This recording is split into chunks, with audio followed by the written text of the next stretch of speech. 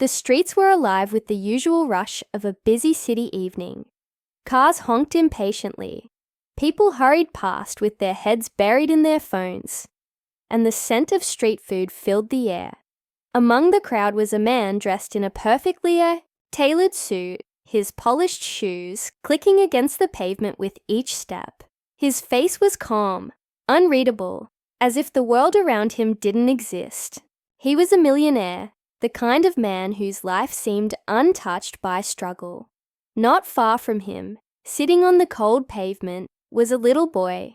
His clothes were torn, his face smudged with dirt, and his small hands clutched his empty stomach. He had been sitting there for hours, watching people pass by, hoping, just hoping, that someone would stop, but no one did. They either ignored him or turned their faces away, pretending not to see. Hunger had become his closest companion, and tonight was no different. As the well-dressed man walked closer, the little beggar hesitated for a moment before gathering the courage to speak. His voice was soft, almost lost in the noise of the street. "Sir, can you buy me a plate of food?" The man stopped. For the first time that day, he truly looked at someone. His sharp eyes met the boy's, and there was an awkward silence between them.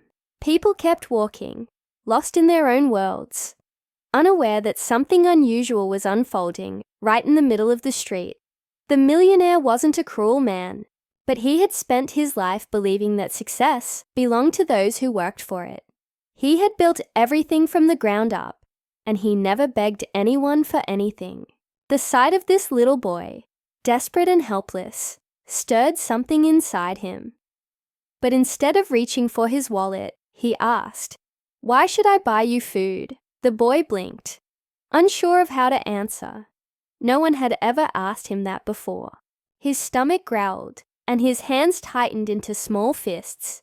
He wanted to say something, anything, that would convince the man. But before he could find the right words, the millionaire did something unexpected. He knelt down. The boy stared, in shock.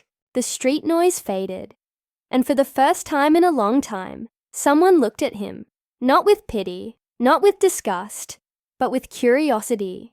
"What's your name?" the man asked. The boy hesitated. "Rafiq," he whispered. "Well, Rafiq," the millionaire said, standing up again, "I'll buy you food, but first, answer me one thing." Rafiq nodded quickly. "Would you rather have a meal for tonight, or something that could change your life forever?" The question hung in the air, like a mystery waiting to be solved. The boy had only asked for food. He wasn't expecting anything more. But now, faced with a choice he never imagined, his mind raced. He had no idea that this moment, this simple encounter, was about to take him down a path he never could have dreamed of. Rafiq's eyes widened at the man's words. He had only asked for food, nothing more.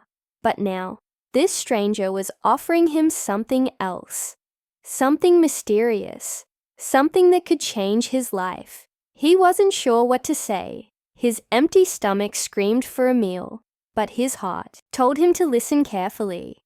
The millionaire watched the boy's hesitation. "You don't have to decide right now," he said, his voice calm. "But think about it. A meal will fill you up for tonight. But what if I could give you something that lasts much longer?" Rafiq swallowed hard. He had spent most of his life on these streets. He didn't remember the last time he had a real home. His mother had passed away when he was too young to understand. And his father, well, he had disappeared one night and never came back. Since then, it had just been Rafiq and hunger, walking side by side. Most people never noticed him. They looked away, pretending he wasn't there. But this man, this rich man in a suit, was different. He was standing in front of him, waiting for an answer. "What do you mean?" Rafiq finally asked, his voice barely above a whisper. The millionaire glanced around. The street was still busy, people moving past them as if nothing unusual was happening. "Come with me," he said. Rafiq hesitated.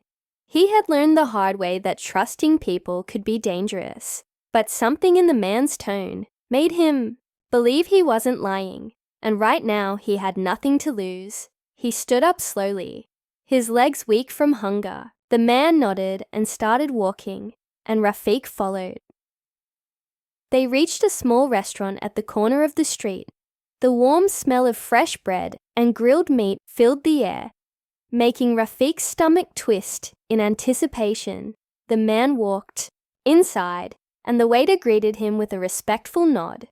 "Your usual table, sir." "Yes," the millionaire said. "And bring some food. Enough for two." Rafiq's eyes lit up. He hadn't eaten a proper meal in days. He sat across from the man, feeling out of place in the fancy restaurant. The chairs were soft. The air smelled clean. And for the first time in a long while, no one was chasing him away. A few minutes later, plates of steaming food arrived. Rafiq hesitated at first, but when the man gave a small nod, he grabbed a piece of bread and stuffed it into his mouth. The taste was overwhelming. Warm, soft, perfect. He ate quickly, afraid it would disappear if he stopped. The man watched him silently, letting him eat in peace. When Rafiq finally slowed down, the man spoke again. "Do you know why I stopped for you?" Rafiq shook his head, wiping his mouth with the back of his hand. "Because I see something in you," the man said. "Something I recognize. You remind me of myself. A long time ago." Rafiq frowned. "You were like me." The millionaire nodded. "Not exactly, but I was poor. I know what it's like to be invisible." Rafiq stared at him, trying to imagine this man.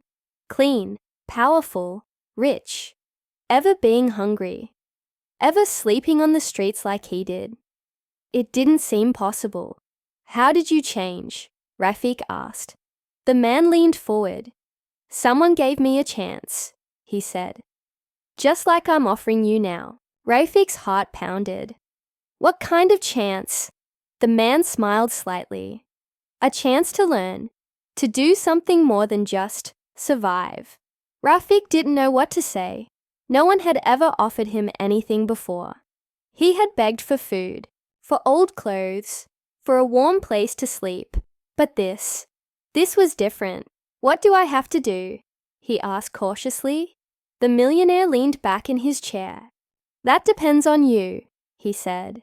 "I can teach you something that could change your life, but you have to be willing to work for it."